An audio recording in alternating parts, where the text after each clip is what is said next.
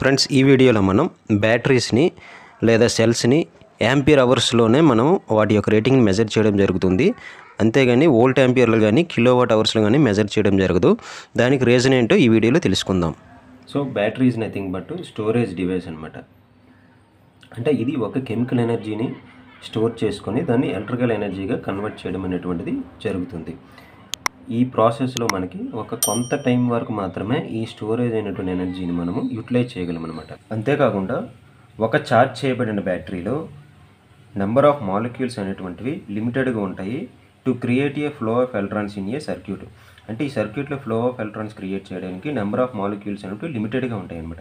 అంటే ఒకసారి battery charge చేసిన తర్వాత ఫ్లో ఆఫ్ ఎలక్ట్రాన్స్ని క్రియేట్ చేయడానికి బ్యాటరీలో నెంబర్ ఆఫ్ మాలిక్యూల్స్ లిమిటెడ్గా ఉంటాయి. అందువల్ల ఈ లిమిటెడ్ నెంబర్ ఆఫ్ ఎలక్ట్రాన్స్ అనేటువంటివి ఈ సర్క్యూట్ ద్వారా ఫుల్గా డిశ్చార్జ్ చేయబడతాయి అనమాట. ఈ సర్క్యూట్ ద్వారా ఫుల్గా డిశ్చార్జ్ చేయబడతాయి.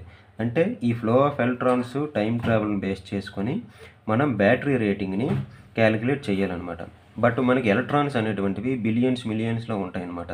సో వాటిని ఎలక్ట్రాన్స్ రూపంలో క్యాలిక్యులేట్ చేయలేము. దానికి బదులుగా మనము కూలుమ్స్లో మనము క్యాలిక్యులేట్ చేయాల్సి ఉంటుంది. 1 coulomb is equal to 6.25 × 10⁻18 electrons అనమాట. అదేవిధంగా 1 యాంపియర్ ఫార్ములా ఏంటంటే 1 కూలుంబ్ ఎలక్ట్రాన్స్ పెర్ సెకండ్ అనమాట. సో ఈ రెండింటిని బేస్ చేసుకుని మనం యాంపియర్ అవర్స్ని క్యాలిక్యులేట్ చేయాలి. అదేవిధంగా 1 అవర్ ఈక్వల్ టు 3600 సెకండ్స్.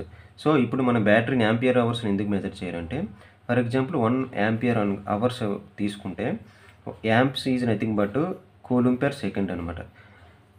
అదేవిధంగా అవర్స్ని 3600 సెకండ్స్. సో ఇక్కడ ఈ సెకండ్స్కి క్యాన్సిల్ చేయబడితే మనకి 1 ampere is equal to 3600 coulombs అనమాట. అంటే మనకి 1 యాంపియర్ అవర్ బ్యాటరీ అనేటువంటిది 3600 కూలుమ్స్ని ఉన్నటువంటి ఎలక్ట్రాన్స్ని మనకి డిశ్చార్జ్ చేయడానికి మనకి అంత అమౌంట్ ఆఫ్ స్టోరేజ్ అనేటువంటిది చేసుకుంటుంది బ్యాటరీ. దీన్ని మీకు ప్రాక్టికల్ చెప్పాలంటే ఎగ్జాంపుల్ 100 యాంపియర్ అవర్స్ బ్యాటరీ తీసుకున్నాం అనుకో, మనకి అంటే 100 యాంపియర్ అవర్స్ అంటే 100 యాంప్స్ లోడ్ డెలివరీ చేయగల కెపాసిటీ అనమాట ఇది. బట్ అవర్స్ 1 అవర్ మాత్రమే మనకి డెలివరీ చేయగలుగుతుంది. అదే మనకి అందులో 50% లోడ్ యూజ్ చేసుకున్నాం అనుకో, అంటే 50 యాంప్స్ లోడ్ మనకే ఉన్నది అనుకోండి, అప్పుడు 2 అవర్స్ మనం యూజ్ చేయొచ్చు అదే బ్యాటరీని. అదే 25 యాంప్స్ లోడ్ అనుకోండి, 4 అవర్స్ మనం యూజ్ చేయొచ్చు. అదే 10 యాంప్స్ లోడ్ అయితే 10 అవర్స్ మనం యూజ్ చేయొచ్చు. అంటే డిపెండింగ్ అపాన్ టైంని బేస్ చేసుకుని ఈ యాంపియర్ లోడ్ అనేటువంటిది మనకి ఫ్లో ఆఫ్ ఎలక్ట్రాన్స్ని డిశ్చార్జ్ చేయడం వల్ల మనకి బ్యాటరీస్ని యాంపియర్ అవర్స్లో మాత్రమే మెజర్ చేయడం జరుగుతుంది. అంతేగాని వోల్ట్ యాంపియర్లో మాత్రం మెజర్ చేయడం జరుగుతుంది. వోల్ట్ యాంపియర్ అంటే నథింగ్ బట్ అపరెంట్ పవర్ అంటాం మనం. అపరెంట్ పవర్ అనేది ఏసీ సర్క్యూట్లో మాత్రమే యూజ్ అవుతుంది.